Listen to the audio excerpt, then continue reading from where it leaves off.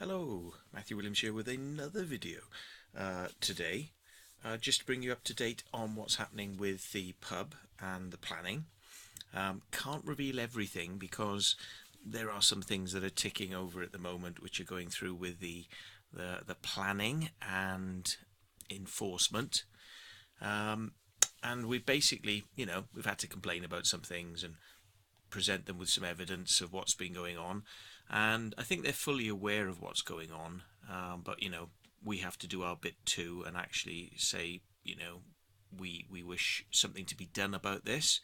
So we're hoping that something might be done fairly soon. We're fingers crossed that they may actually do something, but what doesn't make this any easier is when you've got somebody who's been doing things like Pietro Cuomo, the owner of the Barge Inn, has taken it upon himself to do works which he doesn't have the planning permission to do, and he's been sort of very determined that the barn is his house. And he's, since day one, it's the barn is my house and I'm going to live in it, and the campsite is my garden, and I'm going to have a horse in it. I'm going to have my horses in it. And then 1 year later, we're all going like, where are these horses?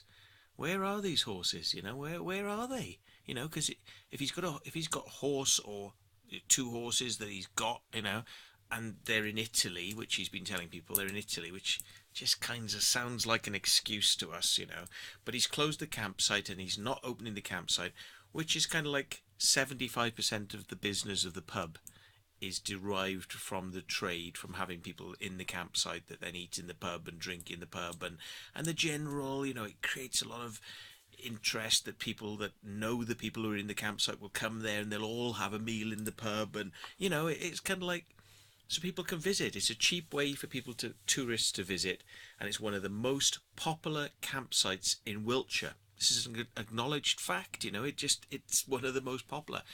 But it's been driven into the ground and shut,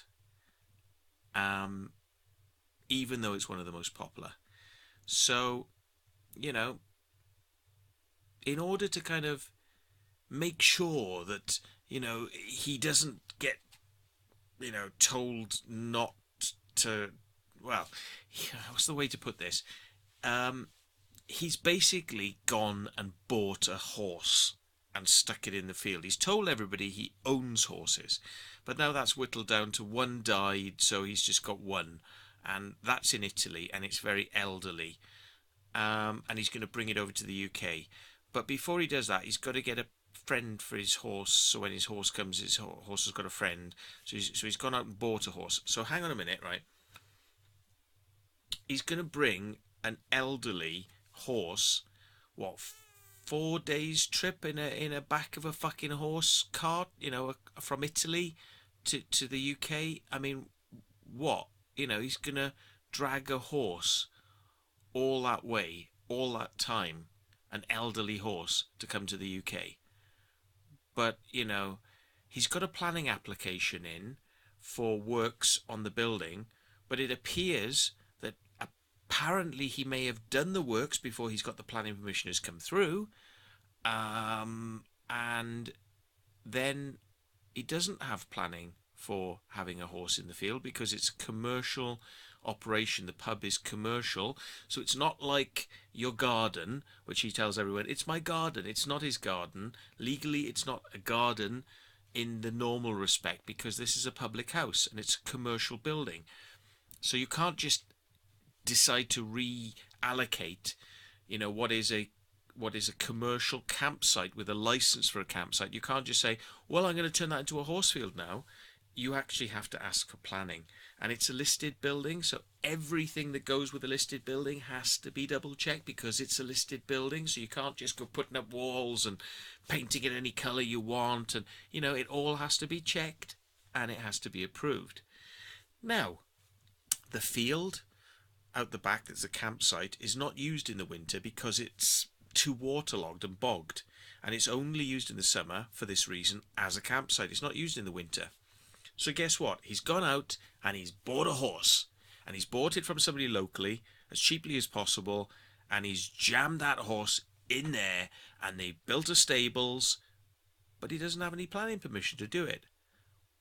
And he knows this because he's been in consultation with the local council, and I have it in writing from the local council that he is going to put a planning application in for a change of use of that field, but he hasn't put the planning application in, and he knows he's got to have it, and he's built a horse stables, even though he doesn't have the planning permission to do it, and he's put a horse in there.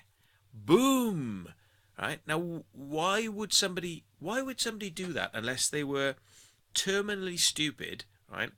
Or perhaps very scheming in a kind of retarded way, thinking that maybe by forcing the council to allow him to have the horse because he's already got it now, so it's too late. Now, they're not going to accept that because he knew he needed the planning. They'd been in touch with him about this. They discussed this. Words left their mouths, words left his mouths, processed by his brain, processed by their brain, and understanding was reached. He needed planning. He knows that. So he's going to get fucking hammered, right? He's going to get fucking hammered because it takes the piss, yeah? And the planning people don't like being taken the piss out of, yeah? And the community don't like having the fact that this was a tourist campsite, which was good for the tourism of the area. That's now been ripped away from the community, yeah? And basically, the pub's been run down to the point where there's nobody in there. Nobody wants to go in there. The food reviews have been absolutely diabolical on TripAdvisor. There's some fake reviews on there going, it's so wonderful, and practically naming all the staff and which part of the world they come from. Naples, Italy, the chefs. Isn't it wonderful? Barbara and her team and the chefs from Naples, Italy, and how good the food was. It's like, yeah, fake review. I mean, like, you know, come on. These people must think we're fucking stupid if we're going to accept this shit, yeah? I mean, everything from fake reviews through to putting a horse in the field. Now, it turns out that people who tell us they're experts in horses say that the field is waterlogged and bogged, which will cause mud fever, I'm told. I don't know what this is. Mud fever and parasitic stuff. So the horse is going to have to be checked out and is going to have to go to a farrier quite often in order to check the hooves, because it's in a waterlogged field, which will affect the hooves. Yeah. So their advice was that it's not a suitable field to be used in the winter. Summer, but not the winter. So now this horse has been housed in a field which is actually going to be bad for the health of the horse. And all because the selfish nature of this guy wanting to get a horse in there right now, because for some reason in his mind his planning application is just about to go through, but he thinks that if he can get all the illegal stuff that he wants to do in now, if he can get all the illegal stuff in now, then it will be legally allowed. And it doesn't work like that. Planning is in fact the opposite. It's the fucking complete reverse of that. He's actually done the worst thing he could have possibly done, because this will incense the council, incense the planning officers who've had a dialogue with this guy, right? And he's just gone, fuck you, I'm going to do my own little old thing, yeah? Because I can, because I am all clever, yeah? And it's like, fucking hell. The guy has literally shot himself in the fucking foot, I think, and I know a lot of other people agree with me on this, because are they going to treat him with any sympathy now? You know, when looking at a future application, are they going to treat it with sympathy? How are they going to feel about the horse being in there right now? Yeah? They're probably going to tell him, get rid of the horse. No sympathy, because you knew what you were doing. You didn't even have to buy that horse. Yeah? And you bought it, and you built a stables knowing you needed planning. Get that shit out of there. That's what I think they're going to say. Of course, I could be wrong, and I am quite often wrong on many things, but I don't think I'm wrong on this. I don't know. I don't know. So we shall see. Arrogance and trying to throw spanners in the works and trying to use things like horses and sympathy about, oh, but it's an animal and you've got to be nice and all. Yeah, well, he's actually mistreating that horse by putting it in that field, apparently. Yeah, he's actually mistreating that horse by putting it in that field because the field is not suitable and he doesn't have planning permission. Boom, boom, boom. So thank you very much. And anyway, if you want to complain about that or various other things, bear in mind he doesn't have a planning application in for the horse, so you can't complain about that because he doesn't actually have a planning application in for it. But you can complain about the work he's done to the barn and the effect it's having on the community and the economy of the community, and the listed building status and all these things, yeah.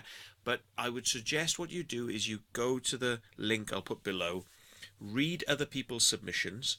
You can even read mine. It should be on there. I'm hoping tomorrow. It's 24 pages. Sorry about that, but I had a lot of points to make. So anyway, read mine, read other people's. Theirs is a lot shorter than mine. Go figure. So read them. Decide what you want to comment about. If you love the barge, put your comments in there to the council. It is important we get as many people as possible because your voice counts. Well, I don't know why I had to get all serious on that, but it does. Your voice does actually count. But your voice counts. Yeah. So do it. Thanks.